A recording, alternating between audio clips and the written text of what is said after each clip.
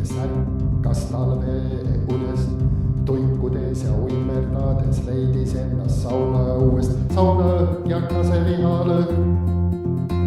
Need meeled segi lõi ja uudistama tõi, ta tiivad väljas sirutas, ent uksest sisse lennutas, et tunda meelas lõhna ja kopse tuulutada.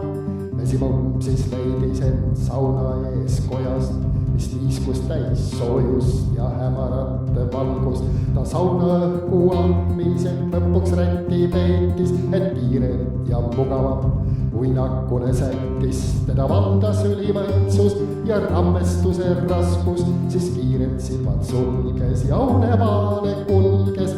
Perenaine tore, nii armas ja nii kaunis, ta ikka pärast sauna rätid kokku pakkis. Need reisikottis suruti ja üle õla heideti ning reis läks uljalt lahti. Polnud palju mahti neid rätte üle vaadata ja mesimummuid seirata, sest õhtu jõudis kätte. Soov oli linna jõuda, mesimumm siis ärkas suures linnas ja seda ime, pole sauna, mis maal nii hinnas. Pole soojus, pole niiskus, pole hämarat valgus, vaid võõras ümbrus, uus keskkond ja hirmutav valgus.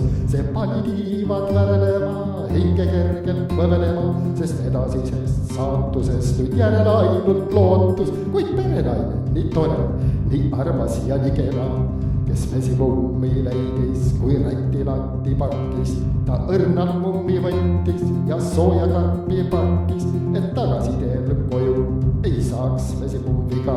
Nüüd mesimumm taas rõõmsalt lendab, sumiseb ja ümiseb, sest vahvas linnas käik teeb meele ikka rõõmsaks. Oh mesimumm, oh mesimumm, oh mesimumm, oh mesimumm, oh mesimumm, oh mesimumm, oh mesimumm, oh mesimumm, oh mesimumm.